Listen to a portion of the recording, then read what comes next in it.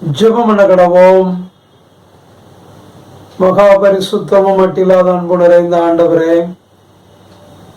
இந்த மகிமையான ஓய்வு நாளுக்காக நாங்கள் மிக நன்றி செலுத்துகிறோம்.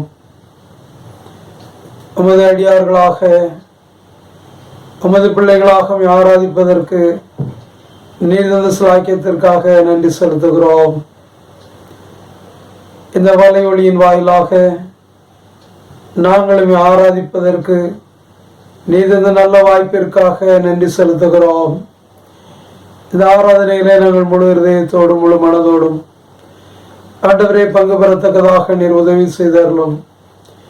இந்த ஆராதனையின் வாயிலாக நம்முடைய நாமம் மகிமைப்படுவது மட்டுமல்ல, அடியார்களாகிய நாங்கள் நம்முடைய தெய்வீக ஆசீர்வாதங்களை பெற்றுக்கொள்ள ஆண்டவர் உதவி செய்யும். ஆண்டவரே, ஆவியோடு உண்மையோடுமை தொழுது கொள்வதற்கு இது ஏற்றதாக உந்ததாக இருக்கும்படி உதவி செய்தார்களும். ஆராதனை துவக்கம் முதல் நிறைவு மட்டும் நீங்காத பிரசனம் எங்களை அவரோடும் கூட இருப்பதாக இயேசு கிறிஸ்து நாம் ஜெபிக்கிறோம் நல்ல ஆண்டவரே, ஆமென்.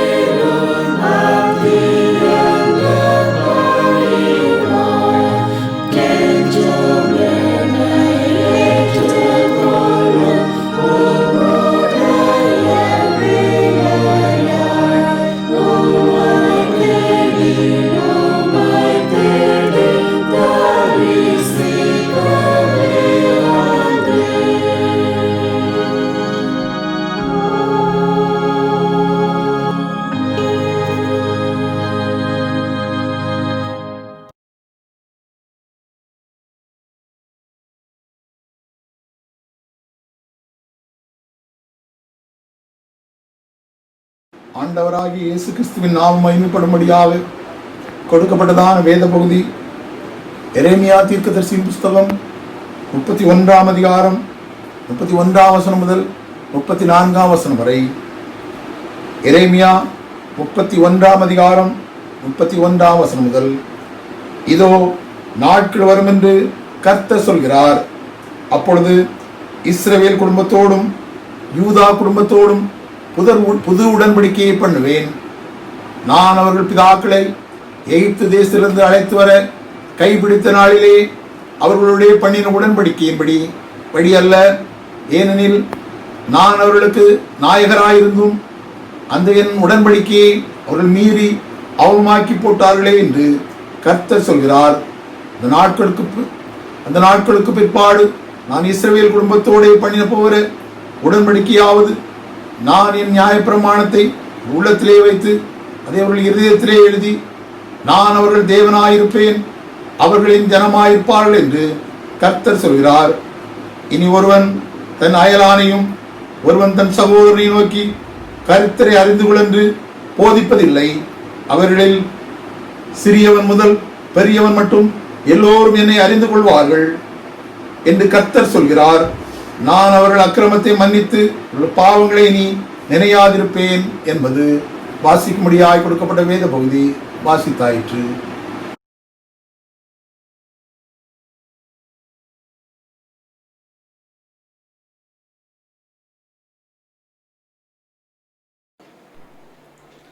வாசிக்கும்படியாக குறிக்கப்பட்ட வேத பாடம் வெளிப்படுத்தல் 7ஆம் அதிகாரம் வசனங்கள் 2 முதல் 4 வரை மற்றும் 9 முதல் 17 வரை. Revelation chapter 7 verses 2 to 4 and 9 to 17. வெளிப்படுத்தல் 7ஆம் அதிகாரம் வசனங்கள் 2 முதல் 4 வரை மற்றும் 9 முதல் 17 வரை. ஜீவனுள்ள தேவனுடைய முத்திரை கோலையுடைய வேறொரு தூதன் சூரியன் உதிக்கும் திசையிலிருந்து ஏறி வர கண்டேன். அவன் பூமியையும் சமுத்திரத்தையும் சேதப்படுத்துவதற்கு அதிகாரம் பெற்ற அந்த 4 தூதரையும் நோக்கி, நாம் நமது தேவனுடைய ஊழியக்காரரின் நெற்றிகளில் முத்திரை போட்டு தீரும் அளவும் பூமியையும் சமுத்திரத்தையும் மரங்களையும் சேதப்படுத்தாதிருங்கள் என்று மகா சத்தமிட்டு கூப்பிட்டான். முத்திரை போடப்பட்டவர்களின் தொகையை சொல்ல கேட்டேன். இஸ்ரவேல் புத்திரருடைய சகல கோத்திரங்களிலும் முத்திரை போடப்பட்டவர்கள் 144,000 பேர். வசனங்கள் 9 முதல் 17 வரை. இவைகளுக்கு பின்பு நான் பார்த்தபோது, இதோ சகல ஜாதிகளிலும் கோத்திரங்களிலும் ஜனங்களிலும் பாஷைக்காரரிலும் இருந்து வந்ததும் ஒருவனும் எண்ணக்கூடாததுமான திரளான கூட்டமாகிய ஜனங்கள் வெள்ளை அங்கிகளை தரித்து தங்கள் கைகளில் குருத்தோலைகளை பிடித்து சிங்காசனத்திற்கு முன்பாகவும் ஆட்டுக்குட்டியானவருக்கு முன்பாகவும் நிற்க கண்டேன்.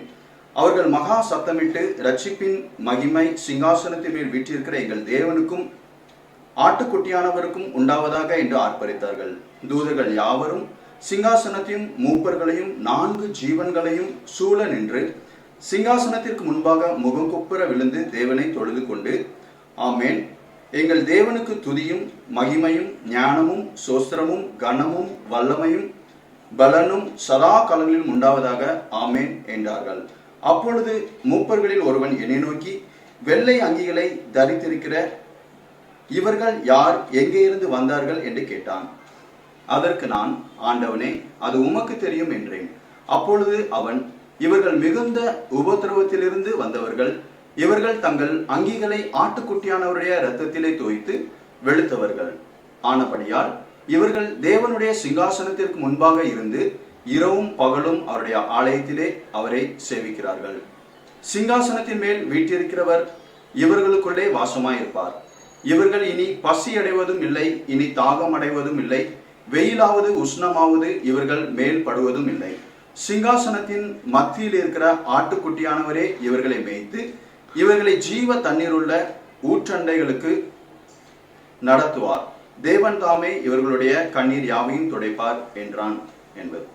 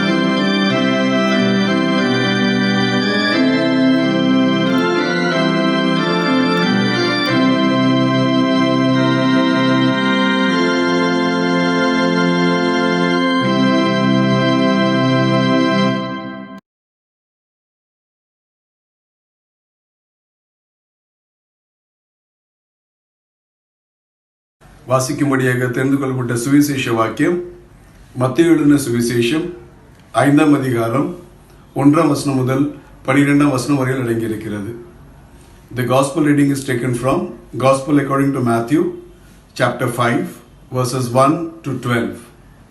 மத்தேயு 5ஆம் அதிகாரம் 1ஆம் வசனம். அவர் திரளான ஜனங்களை கண்டு மலையின் மேல் ஏறினார். அவர் உட்கார்ந்த பொழுது அவருடைய சீஷர்கள் அவரிடத்தில் வந்தார்கள். அப்பொழுது அவர் தமது வாயை திறந்து அவர்களுக்கு உபதேசித்து சொன்னது என்னவென்றால், ஆவியில் எளிமையுள்ளவர்கள் பாக்கியவான்கள், பரலோக ராஜ்யம் அவர்களுடையது. துயரப்படுகிறவர்கள் பாக்கியவான்கள், அவர்கள் ஆறுதல் அடைவார்கள். சாந்த குணமுள்ளவர்கள் பாக்கியவான்கள், அவர்கள் பூமியை சுதந்திரித்துக் கொள்வார்கள். நீதியின் மேல் பசிதாகம் உள்ளவர்கள் பாக்கியவான்கள், அவர்கள் திருப்தி அடைவார்கள். இரக்கமுள்ளவர்கள் பாக்கியவான்கள், அவர்கள் இரக்கம் பெறுவார்கள். இருதயத்தில் சுத்தமுள்ளவர்கள் பாக்கியவான்கள், அவர்கள் தேவனை தரிசிப்பார்கள். சமாதானம் பண்ணுகிறவர்கள் பாக்கியவான்கள், அவர்கள் தேவனுடைய புத்திரர் எனப்படுவார்கள். நீதி நிமித்தம் துன்பப்படுகிறவர்கள் பாக்கியவான்கள், பரலோக ராஜ்யம் அவர்களுடையது. என் நிமித்தம் உங்களை நிந்தித்து துன்பப்படுத்தி பலவித தீமையான மொழிகளையும் உங்கள் பேரில் பொய்யாய் சொல்வார்களானால் பாக்கியவான்களாய் இருப்பீர்கள்.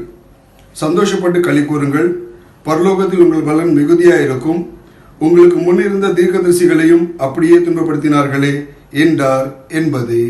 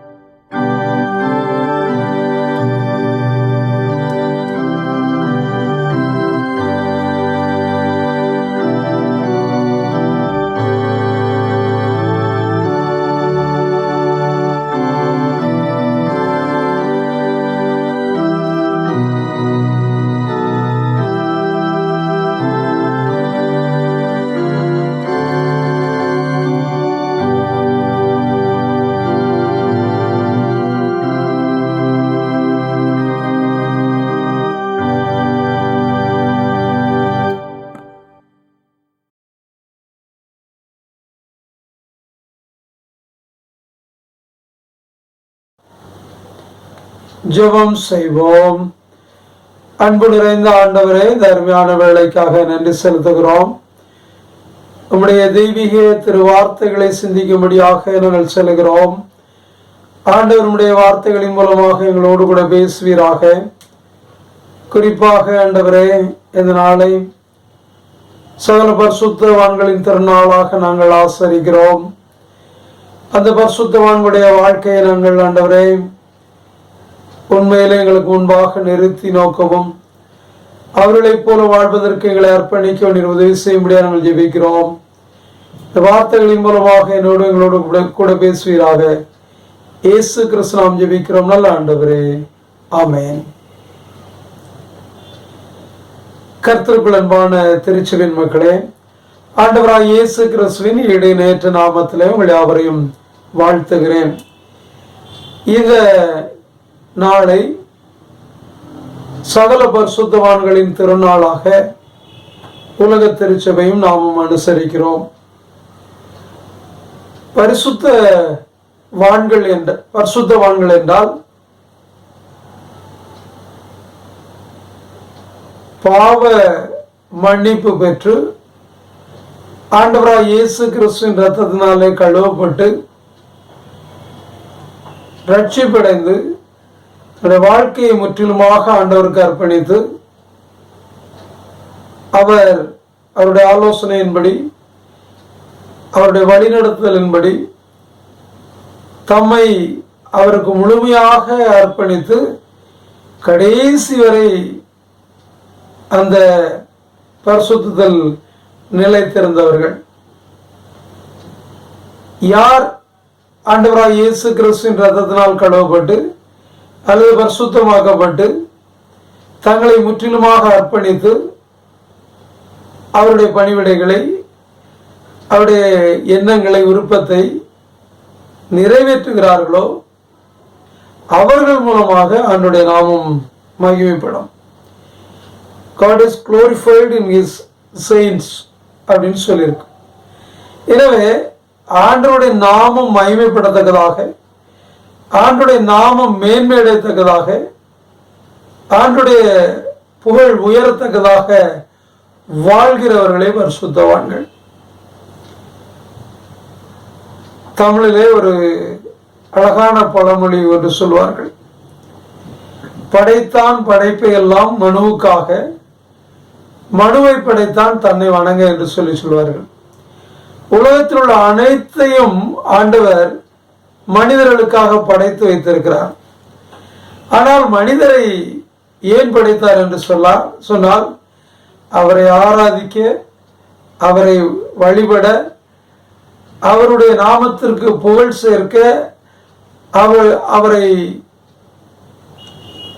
மேன்மைப்படுத்துவதற்காக மனிதன் படைக்கப்பட்டான் என்று அந்த பழமொழி தெளிவாக உணர்த்தும்.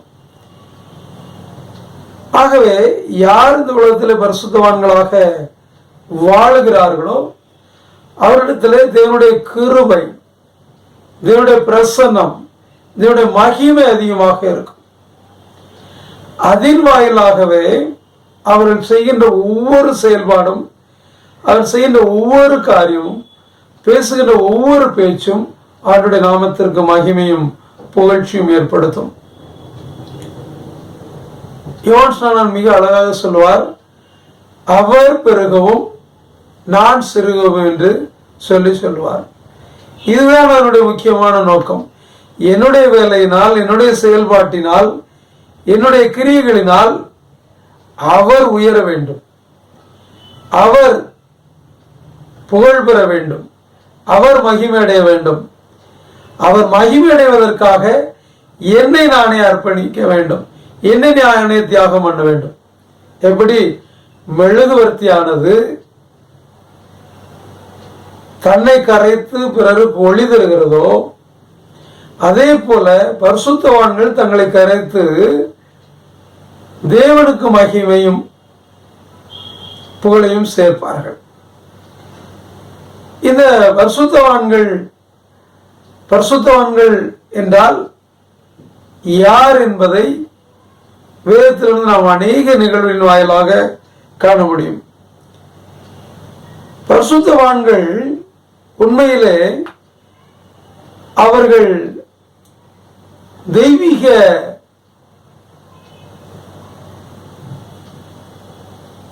மகிமை, தெய்வீக சாயலை உடையவர்கள். They are having divine image. பரிசுத்தவான்கள் என்பவர்கள் தேவனுடைய மகிமையை, தேவனுடைய சாயலை பெற்றிருக்கிறார்கள். இதற்கு எரேமியா 31:33 ஆண்டவர் மிக அழகாக குறிப்பிடுகிறார். நான் என்னுடைய நியாய பிரமாணத்தை அவருடைய உள்ளத்திலே வைத்து அதை அவருடைய இருதயத்திலே எழுதுவேன், அவர்கள் என் ஜனமாயிருப்பார்கள், நான் அவர்கள் தேவனாயிருப்பேன் என்று சொல்லி குறிப்பிடுகிறார். யார் பரிசுத்தவான்கள்? ஆண்டுடைய நியாயப்பிரமாணம், ஆண்டுடைய சட்ட திட்டங்கள், ஆண்டுடைய வார்த்தைகள் யாருடைய உள்ளத்தில் இருக்கிறதோ, யாருடைய இருதயத்தில் எழுதப்பட்டிருக்கிறதோ அவர்கள் தேவனுடைய பிள்ளைகளாக இருக்கிறார்கள். தேவன் அவர்களுக்கு ஆண்டவராக இருக்கிறார். எல்லாருடைய இருதயத்திலும் ஆண்டுடைய வார்த்தைகள் நிலைத்திருப்பதில்லை. எல்லாருடைய இருதயத்திலும் ஆண்டுடைய வார்த்தைகள் பதிவதில்லை. ஆண்டவர் யாருடைய இருதயத்தில் நியாயப்பிரமாண வார்த்தைகளை அல்லது திருமறை வார்த்தைகளை, தேவனுடைய சட்டத்திட்டங்களை யாருடைய உள்ளத்தில் வைக்கிறாரோ அல்லது யாருடைய இதயத்தில் அவர்களை எழுதுகிறாரோ அவர்கள் அவருடைய ஜனங்களாக, பரிசுத்தவான்களாக, அவர்களுடைய தேவனாக இருப்பார் என்பதை எரேமியாவின் மூலமாக ஆண்டவர் மிக தெளிவாக அழுத்தம் திருத்தமாக குறிப்பிட்டிருக்கிறார்.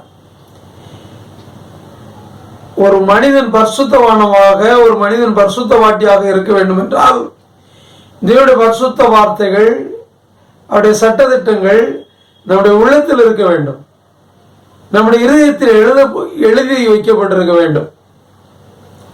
அவ்வாறு அவைகள் நம்முடைய உள்ளத்தில் வைக்கப்பட்டு இருதயத்தில் எழுதப்பட்டிருந்தால் அதனுடைய கால்களுக்கு தீபமாக, பாதைக்கு வெளிச்சமாக இருக்கும். நாம் அவருடைய பாதையில் பயணிப்பதற்கும், அவருடைய வேலைகளை செய்வதற்கும், அவருடைய சித்தத்தை நிறைவேற்றுவதற்கும் அது நம்மை உந்தி தள்ளுவது மட்டுமல்ல, ஊக்கத்தையும் உற்சாகத்தையும் தரும். சரியான வழியில் நடப்பதற்கு அது நமக்கு வழிகாட்டியாக இருக்கும். நீங்கள் வலதுபுறமாய் சாயும் போதும் இடதுபுறமாய் சாயும் போதும் கர்த்தரின் வழி இதுவே, இதில் நடவுங்கள் என்று உங்களுக்கு பின்னால் சொல்லுகிற சத்தத்தை கேட்பீர்கள் என்ற வாக்கின்படி இவைகள் நமக்கு உந்துதலையும் எச்சரிப்பையும் தந்து கொண்டே இருக்கும்.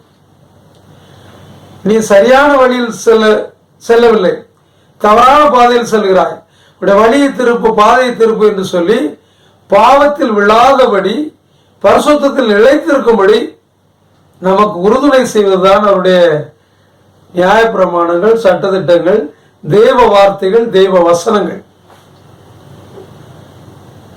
அது நம்முடைய உள்ளத்தில் வைக்கப்பட்டு இதயத்தில் எழுதப்பட்டிருந்தால் மட்டுமே நீங்களும் நானும் பரிசுத்தவான்களாக, பரிசுத்தவாட்டிகளாக மாற முடியும், வாழ முடியும். அவர்கள் என் ஜனமாயிருப்பார், நான் அவர்கள் தேவனாயிருப்பேன். என்னுடைய ஜனங்கள் என்று சொல்லிக் கொள்வதில் அவருக்கு பெருமை இருக்கிறது. என்னுடைய வழியில் நடக்கிறார்கள், என்னுடைய பாதையில் நடக்கிறார்கள், என்னுடைய விருப்பத்தின்படி வாழ்கிறார்கள், நான் விரும்புகிறதை செய்கிறார்கள், எனவே நான் அவர்கள் தேவனாயிருப்பேன், அதில் எனக்கு பெருமை இருக்கிறது, மேன்மை இருக்கிறது என்று சொல்லி ஆண்டவர் சொல்லுகிறார். அவர்களை பரிசுத்தவான்கள். இன்னொரு ஏனென்றால் தெய்வீக சாயல் அவர்களில் அதன் வாயிலாக தென்படும். தெய்வீக குணநலன்கள், தெய்வீக பண்புகள் அவர்களில் காணப்படும். அடுத்து வெளிப்படுத்தல் 7:14 யோவான் இவர்கள் யார் என்று சொல்லி கேட்கிறார். இவர்கள் தங்களுடைய வஸ்திரங்களை ஆட்டுக்குட்டியானவரின் ரத்தத்திலே தோய்த்து வெளுத்தவர்கள் என்று சொல்லி குறிப்பிடப்பட்டிருக்கிறது. ஒரு பரிசுத்தவானுடைய கூட்டத்தை எங்கே யோவான் பார்க்கிறார். திரளான ஜனங்கள், எண்ணி முடியாத ஜனங்கள், குருத்தோலைகளை பிடித்து, வெள்ளைங்களை தரித்து குருத்தோலைகளை பிடித்து ஆண்டவருக்கு ஓசனா என்று சொல்லி ஆர்ப்பரித்துக் கொண்டிருக்கிறார்கள். கண்கொள்ளா காட்சி அது. அவ்வளவு மகிமையான சாயல், மாட்சிமை பொருந்திய சாயல், பிரகாசமான சாயல், பார்த்து கொண்டே இருக்கலாம். அந்த அளவுக்கு ஈர்க்கின்ற ஒரு சாயலை பெற்றிருக்கிறார்கள். யோவான் கேட்கிறார், இவ்வளவு மகிமையாக, இவ்வளவு தூய்மையாக, மாசு மறுவற்று இருக்கின்ற இவர்கள் யார் என்று சொல்லி கேட்கிறார். அப்பொழுதுதான் சொல்லப்படுகிறது, இவர்கள் தங்கள் வஸ்திரங்களை ஆட்டுக்குட்டியானவரின் ரத்தத்திலே தோய்த்து வெளுத்தவர்கள். தேவனுடைய ரத்தத்தினாலே கரைதிரையற்று கழுவப்பட்டவர்கள் இவர்கள். இவர்களில் பாவமும் இல்லை, கரையும் இல்லை, பிழையும் இல்லை. எனவே இவர்கள் இவ்வளவு மகிமையாக இருக்கிறார்கள். அவர்கள் தேவ சாயலை, தேவ மகிமையை பெற்று அங்கே காணப்பட்டார்கள். மத்தேயு 5ஆம் அதிகாரம் 11ஆம் வசனத்துல, என் நிமித்தமாக உங்களை நிந்தித்து துன்பப்படுத்தி பலவிதமான தீமையான செயல்களையும் உங்கள் பேரில் பொய்யாய் சொல்வார்களானால் நீங்கள் பாக்கியவான்களாக இருப்பீர்கள். யார் அந்த பரிசுத்தவான்கள்? ஆண்டவருக்காக, ஆண்டவரின் நிமித்தமாக துன்பங்களையும் நிந்தனைகளையும் அனுபவித்து சகித்து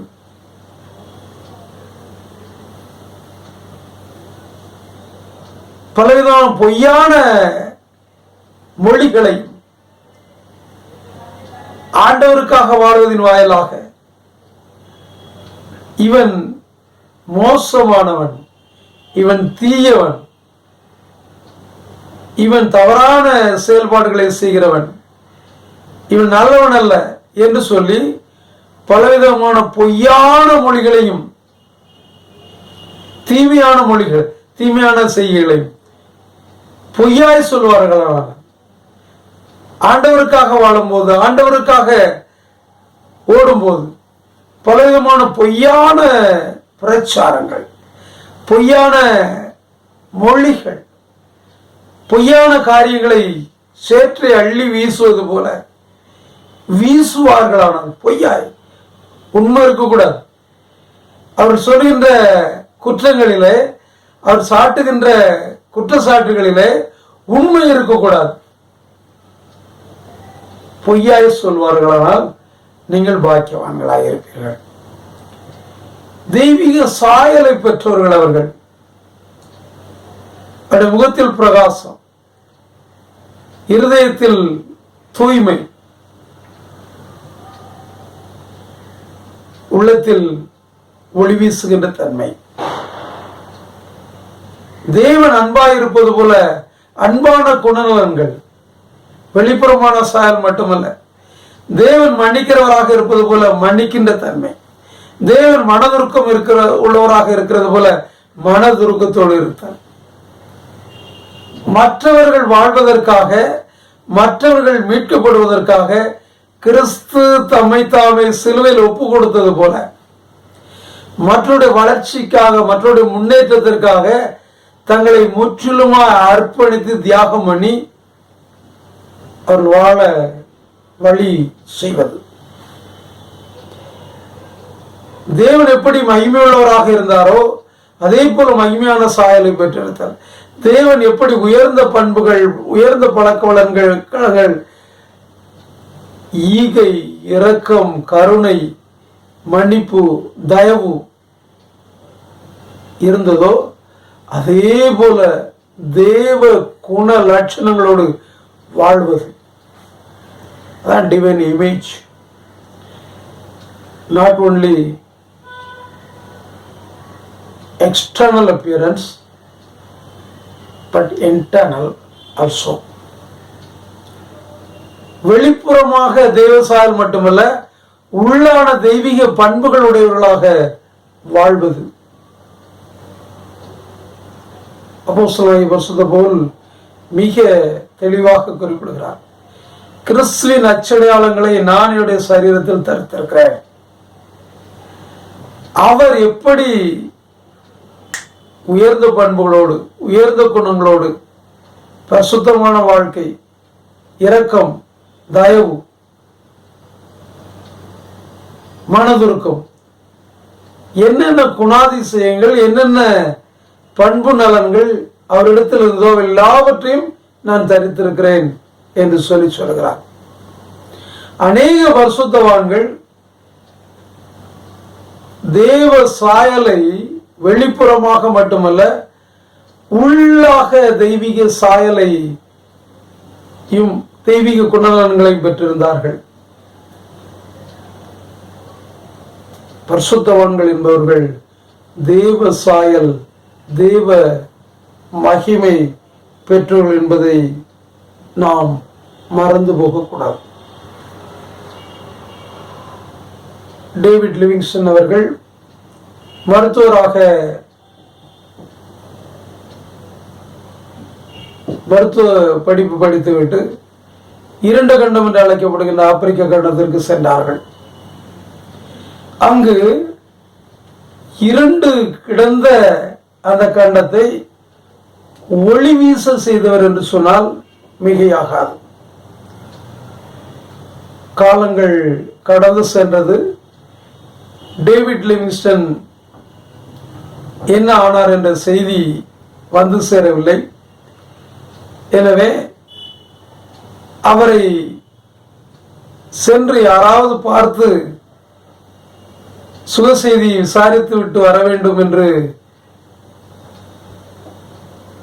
சொன்னபோது யாருமே முன்வரவில்லை.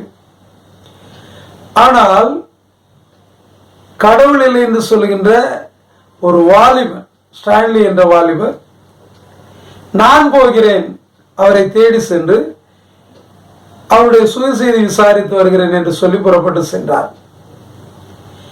அவர் அங்கு சென்று ஒரு கிராமத்தை அடைந்தவுடனே அங்கிருந்த எல்லாரும் அவரை பார்த்த உடனே வணங்கினார்கள். அவருக்கு ஆச்சரியம், முன்பின் தெரியாத என்னை ஏன் இவர்கள் வணங்குகிறார்கள் என்று சொல்லி மிகவும் ஆச்சரியப்பட்டார். என்னுடைய எஜமான், என்னுடைய வாழ்வில் ஒளி வீச செய்த எஜமான் உங்களை போன்ற ஒரு மனிதர், உங்களை போல ஒரு வெள்ளைக்காரர். எனவே அவரை நினைத்த மாத்திரத்திலே உங்களை நீங்களும் அதே இனத்தை சேர்ந்தவரானதால் வணங்க வேண்டும் என்கிற எண்ணம் எங்களுக்கு வந்துவிட்டது என்று சொன்ன. இப்படி பல கிராமங்களை கடந்து சென்றார்.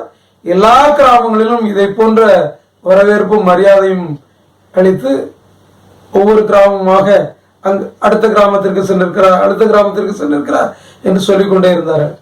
கடைசியாக ஒரு கிராமத்தை சென்றடைந்த போது அவர் அங்குதான் இருந்தார்.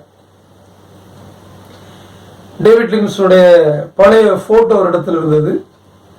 உடனே அதையும் அவரையும் பார்த்தபோது வயது சென்றவராய், உருக்குலைந்தவராய் அவர் காணப்பட்டார். உடனே நீங்கள் தானா டேவிட்? நானே தான் டேவிட் லிவிங்ஸ்டன். உடனே ஸ்டான்லி அவரிடத்தில் பேச ஆரம்பித்த போது, இரண்டு பேரும் பேசிக் கொண்டிருந்த போது, அவருடைய வார்த்தையில் இருந்த தெளிவு, வார்த்தையில் இருந்த ஆற்றல், அவருடைய முகத்தில் இருந்த பிரகாசம், கண்களில் இருந்த ஒரு ஈர்ப்பு ஸ்டான்லி அப்படியே மாற்றமடைய செய்துவிட்டார். இந்த முகம் மனிதனுடைய முகம் அல்ல, இது தேவனுடைய முகத்திற்கு சமமாக இருக்கிறது. இது சாதாரண மனிதனுடைய வார்த்தை அல்ல, தேவ ஞானம் நிறைந்த வார்த்தை. இந்த கண்கள் சாதாரண கண்கள் அல்ல, தெய்வீக ஒளி பாய்ச்சும் கண்கள். அந்த இடத்தில் மாற்றம் பெற்ற அவர்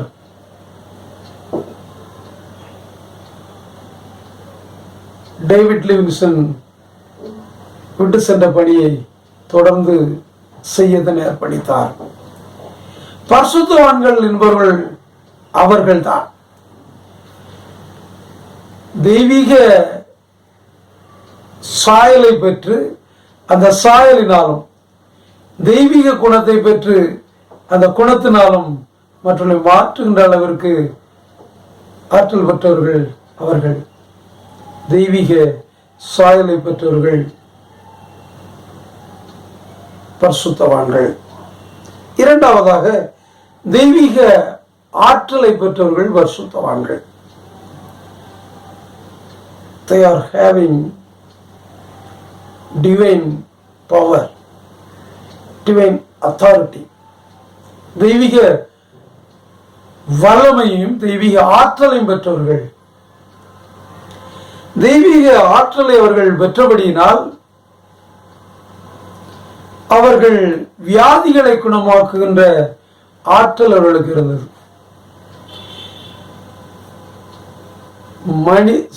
மருத்துவர்களாலும் மருந்துகளாலும் குணப்படுத்த முடியாத வியாதிகளை குணப்படுத்துகின்ற ஆற்றல் அவர்களுக்குள் இருந்தது. ஏன் மரித்தவர்களை கூட உயிரோடு எழுப்புகின்ற வல்லமை அவர்களுக்குள் இருந்தது. ஒன்று. இரண்டாவது, அசுத்த ஆவியை துரத்துகின்ற, இருளின் சக்திகளை அப்புறப்படுத்துகின்ற அந்தகார சக்திகளுடைய ஆற்றலை மழுங்கடித்து அவற்றின் பிடியிலிருந்து மக்களை காக்கின்ற வல்லமை அவர்களுக்குள் இருந்தது. Divine power. அது மட்டுமல்ல, எத்தனை பாடுகள் வந்தாலும், எத்தனை உபத்திரவங்கள் வந்தாலும், எத்தனை அவமானங்கள் வந்தாலும், எத்தனை உபத்திரவங்கள் வந்தாலும், எத்தனை இழப்புகள் வந்தாலும் எல்லாவற்றையும் தாங்குகின்ற வலிமை அவர்களுக்குள் இருந்தது. எபிரேயருக்கு எழுதின நிருபம் 11ஆம் அதிகாரத்தில் 31ஆம் வசனத்தில் வேறு சிலர் நிந்தைகளையும் அடிகளையும் கட்டுகளையும் காவலையும் அனுபவித்தார்கள். கல்லறி உண்டார்கள், வாளால் அறுப்புண்டார்கள், பரீட்சை பார்க்கப்பட்டார்கள், பட்டயத்தினாலே வெட்டப்பட்டு மரித்தார்கள், செம்மறியாட்டு தோள்களையும் வெள்ளாட்டு தோள்களையும் போர்த்து கொண்டு தெரிந்து குறைவையும் உபத்திரவத்தையும் துன்பத்தையும் அனுபவித்தார்கள். உலகம் அவர்களுக்கு பாத்திரமாக இருக்கவில்லை. அவர்கள் வனாந்தரங்களிலேயும் மலைகளிலேயும் குகைகளிலேயும் பூமியின் வெடிப்புகளிலேயும் சிதறுண்டு அலைந்தார்கள். எவ்வளவு கஷ்டம் வந்தாலும், எவ்வளவு பாடுகள் வந்தாலும், எவ்வளவு உபத்திரங்கள் வந்தாலும், எவ்வளவு நிந்தனைகள் அவமானங்கள் வந்தாலும், எவ்வளவு சேதம் ஏற்பட்டாலும் அவர்கள் அதை தாங்கிக் கொள்ளுகின்ற, அதை ஏற்றுக்கொள்ளுகின்ற தெய்வீக ஆற்றலை பெற்றவர்கள். கலப்பையின் மீது கை வைத்து விட்டு பின்னிட்டு பார்க்காதவர்கள்.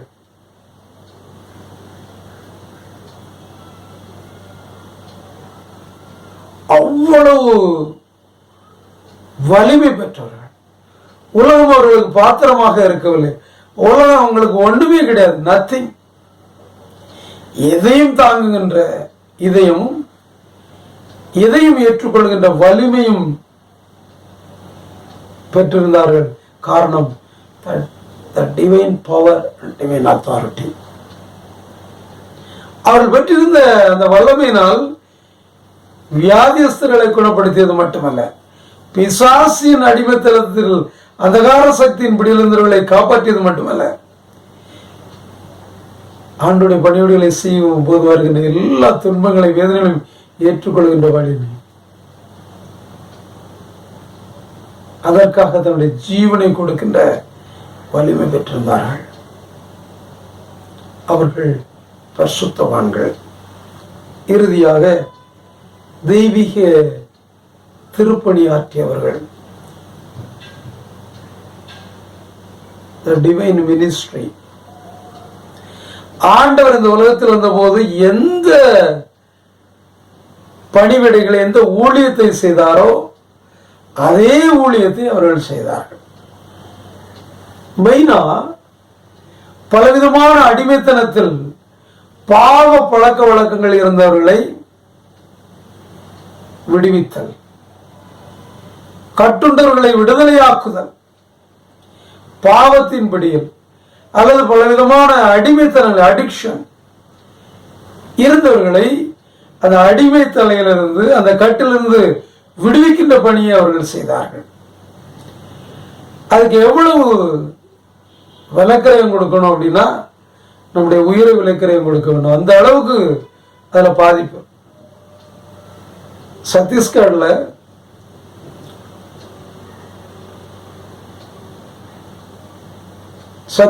சத்தீஸ்கர் முக்தி மோர்ச்சா என்ற ஒரு இயக்கம் உண்டு. அதுல சங்கர் குஹான் யோகி என்ற ஒருவர் அந்த இயக்கத்தை ஆரம்பித்தார். நல்லா படித்து பட்டம் பெற்ற மனிதர். அங்க சுரங்க தொழிலாளிகள், கொத்தடிமைகள், பாண்டட் லேபர்ஸ்,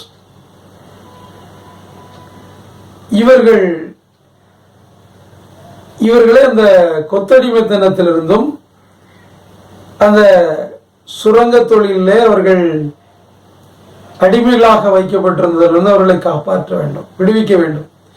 இதற்காக அவர் மிக பிரயாசப்பட்டு அவர்களை தட்டி எழுப்பி அவர்களுக்காக முன்னின்று பல போராட்டங்களை மேற்கொண்டு அவர்கள் படிப்படியாக விடுதலை பெற்று மேன்மை அடைவதற்கு முன்னணியில் நின்று பாடுபட்டவர். அதன் விளைவு என்ன தெரியுமா?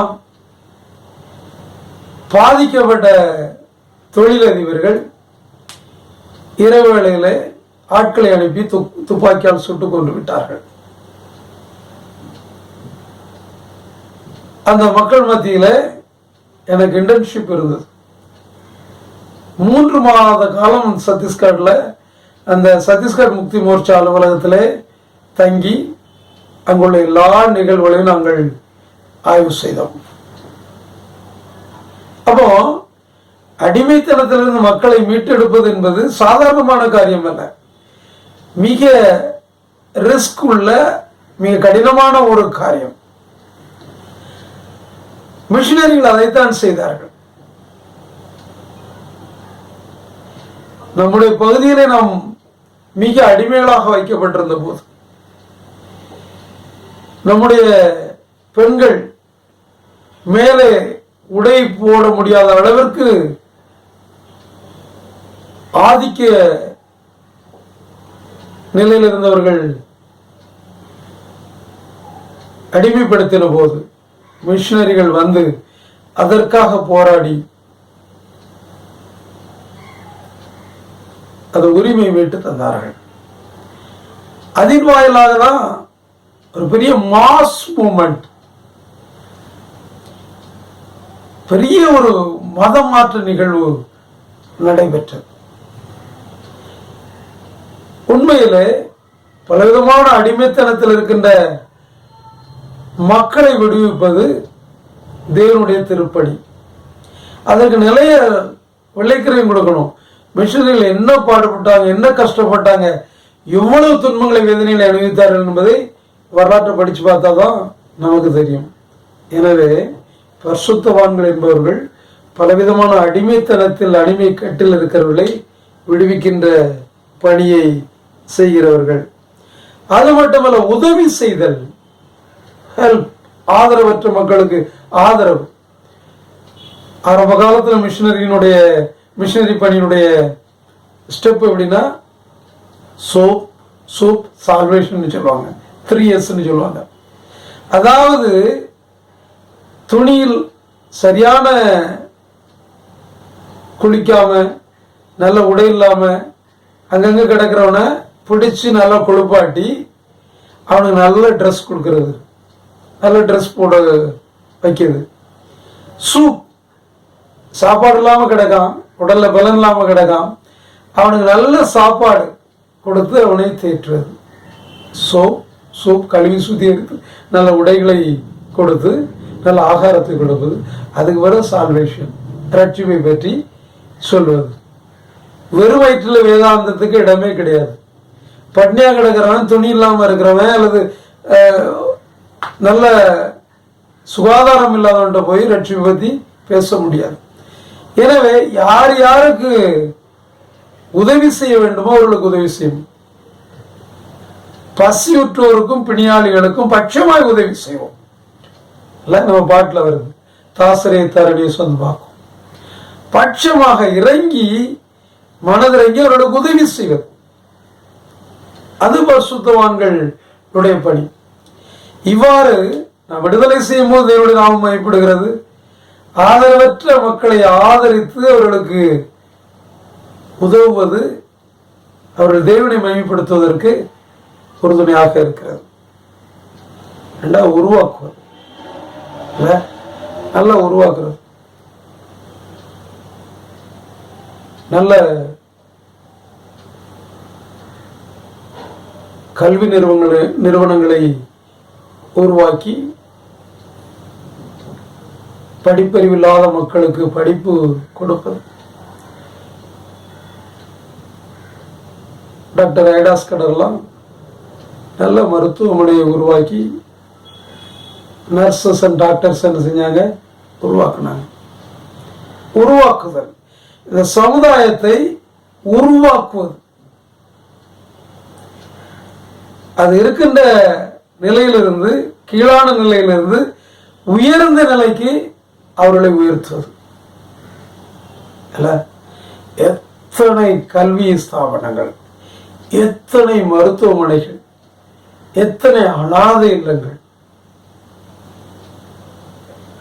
பரிசுத்தவான்கள். இன்று ஆண்டுடைய பணிவிடை அவ்வாறு செய்யப்படுகிறதா? இல்ல, ஆண்டுடைய ஊழியம் அப்படின்னா ஒரு பெரிய கூட்டத்தை கூட்டி பிரசங்கம் பண்றது.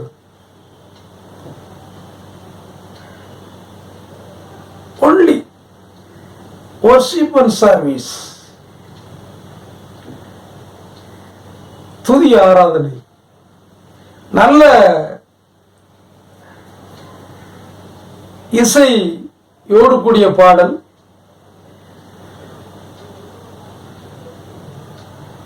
நடனங்கள். இன்று தேவனுடைய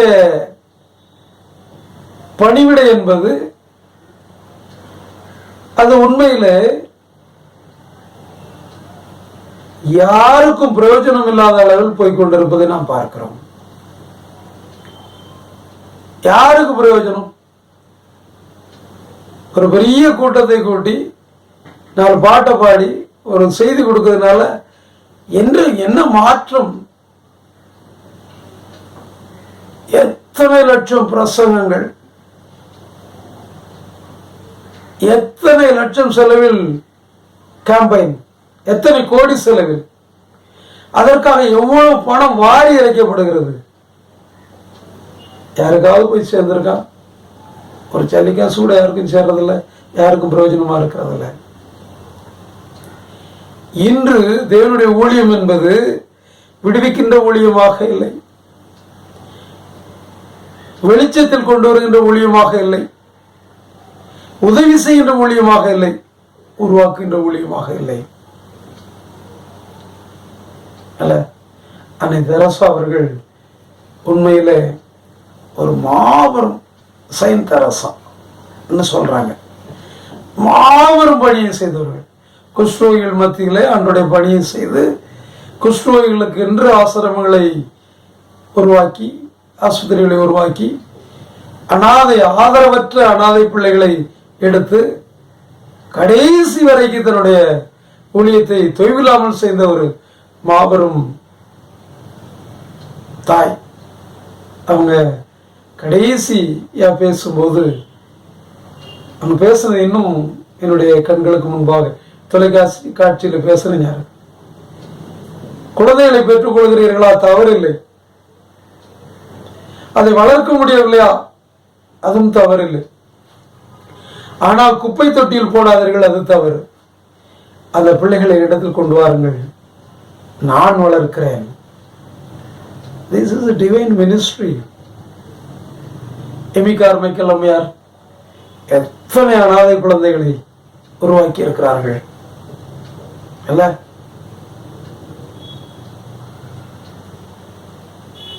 அண்ணன் பி சாம் பெத்தேல் பண்ணையின் வாயிலாக எத்தனை ஆதரவற்ற குழந்தைகளை உருவாக்கி இருக்கிறார்கள் இல்ல? இதன் வாயிலாகவே தேவனுடைய நாமம் மகிமைப்படும். தேவன் மகிமைப்படுவார். ஏனென்றால் இவர்களுக்குள் தேவனுடைய கிருபை வரங்கள், இதனுடைய மகிமை நிறைவாக இருக்கிறது. இவர்கள் இதற்கென்று ஏராளமாக இழந்தார்கள், எல்லாவற்றையும் விட்டு விட்டார்கள். சொத்து சுகங்களை இழந்தது மட்டுமல்ல, தன்னுடைய வாழ்க்கையை முழுமையாக அதற்கென்று இழந்தவர்கள். இவர்கள் யார்? மிகுந்த உபத்திரத்திலிருந்து வந்தவர்கள். ஆட்டுக்குட்டியான ஒரு ரத்தத்தில் தன்னுடைய வஸ்திரத்தை துவைத்து வெளுத்தவர்கள். இப்படிப்பட்ட பரிசுத்தவான்களின் வாயிலாக தேவனுடைய நாமம் மகிமைப்படுகிறது. அன்பான ஆண்டவருடைய பிள்ளைகளே, உண்மையிலே முதலாவதாக தெய்வீக சாயலை தரித்து கொள்ள முயல்வோம். தெய்வீக ஆற்றலை பெற்றுக்கொள்ள முயல்வோம். எல்லாவற்றிற்கும் மேலாக தெய்வீக திருப்பணியை செய்வதற்கு நம்ம அர்ப்பணிப்போம். இந்த பரிசுத்தவான்களின் திருநாளிலே நம்மை ஆண்டவருக்கு அர்ப்பணித்து பரிசுத்தவானாக வாழ நம்ம அர்ப்பணிப்போம். நிச்சயமாய் ஆண்டவர் வெளியேறப்பட்ட ரத்தத்தினால் நம்மை கழுவி சுத்திகரித்து அவருடைய நியாயப்பிரமாணத்தை, அவருடைய வார்த்தைகளை, வாக்குகளை நம்முடைய உள்ளத்தில் வைத்து நம்முடைய இருதயத்தில் எழுதி அவர் நம்முடைய தேவனாயிருப்பார், நாம் அவருடைய ஜனங்களாக இருப்போம். இதுவே இவ்வுலக வாழ்க்கையில் நாம் பெற்றுக்கொள்ள வேண்டிய மேன்மையான ஒன்று. அதை ஆண்டவர் நமக்கு தருவாராக. ஆமென்.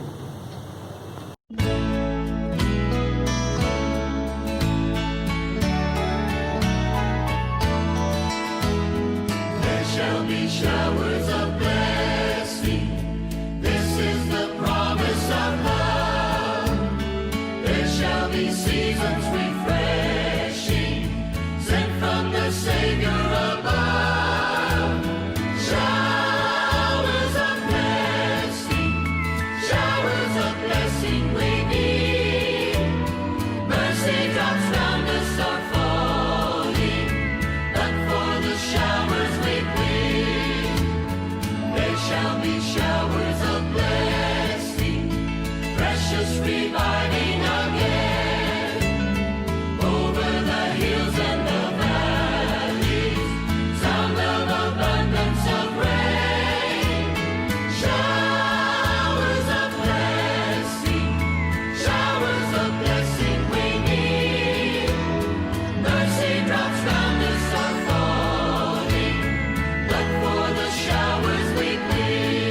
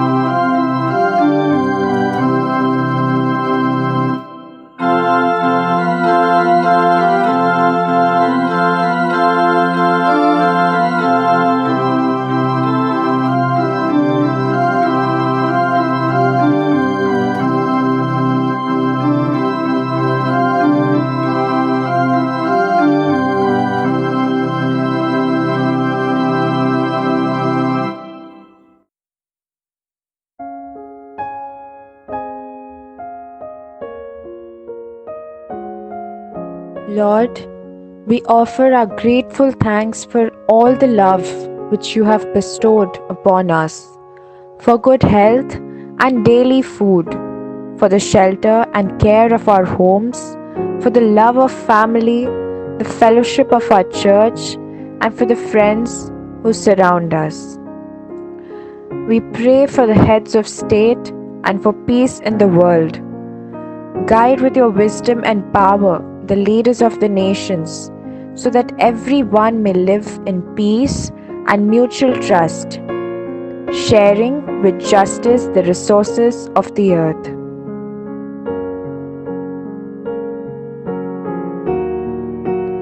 We pray for all the people affected due to the current COVID pandemic, families of people who've lost their loved ones, for people who are in quarantine, people who've lost their jobs or businesses, people who are undergoing anxiety and depression.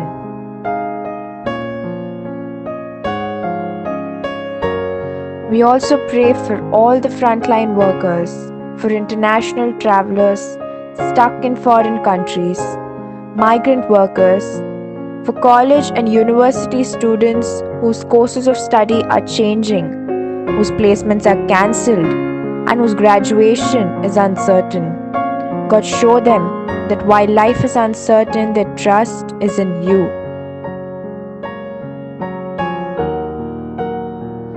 We thank you, Lord, for the blessing of good and steady rain. We pray to send more drought-breaking, steady, soaking rain across our country.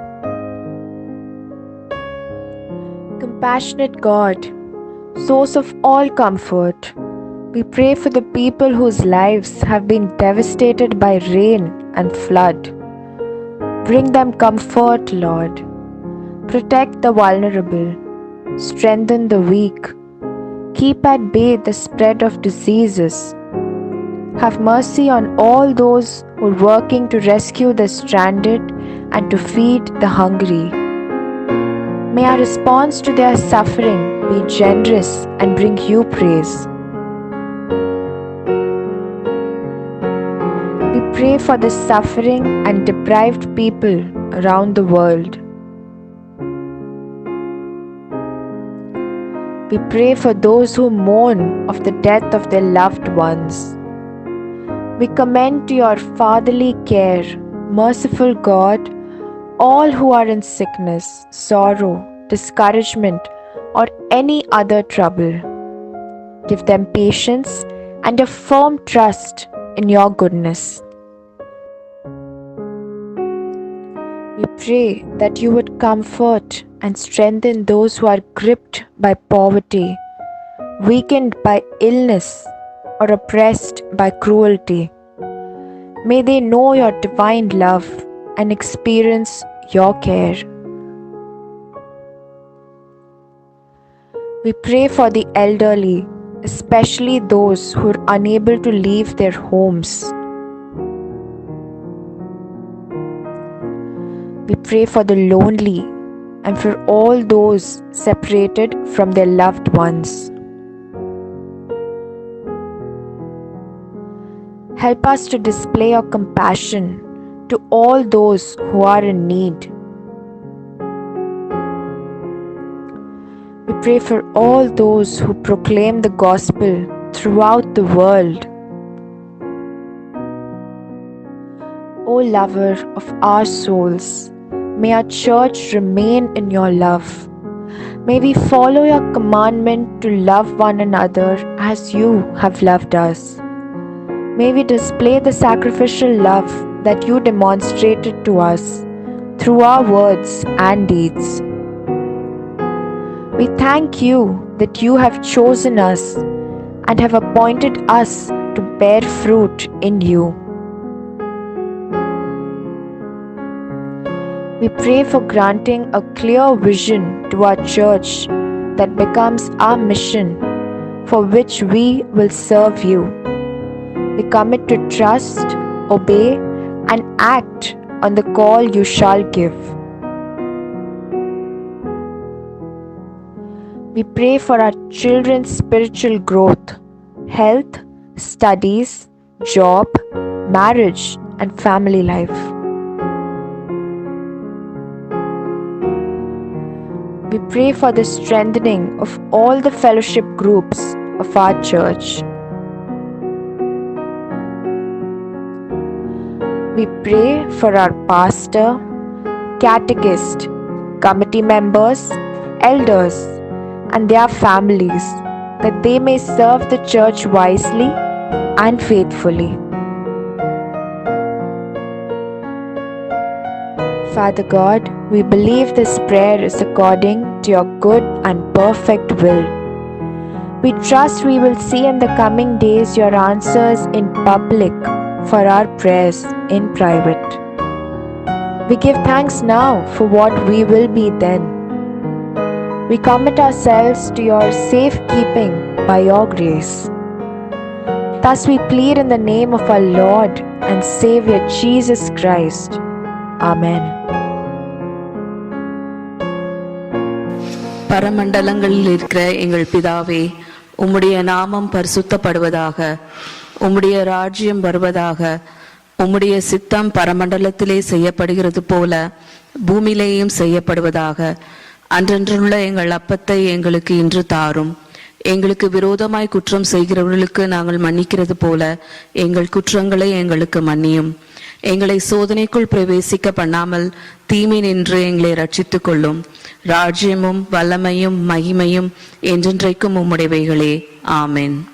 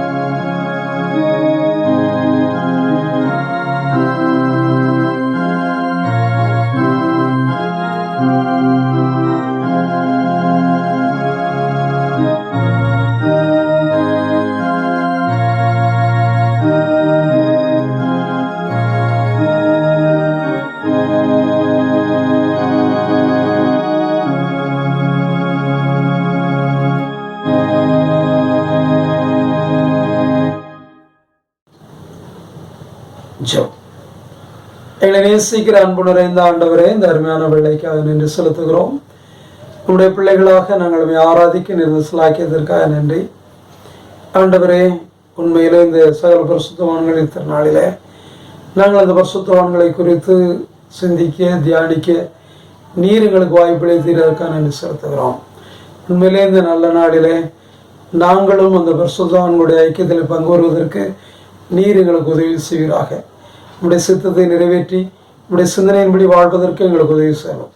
திருச்சபை மக்கள் ஒருவரையும் பேர் பேராக குடும்பமாக ஆசீர்வதிப்பீராக. இப்படி நீங்காத பிரசன்னம் எங்களை அவரோடு கூட இருப்பதாக.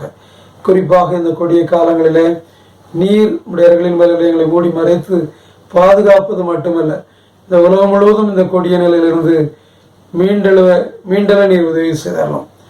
எங்களை தாழ்த்தி அர்ப்பணிக்கிறோம். துதிக நம்ம எல்லாவற்றையும் செலுத்துகிறோம்.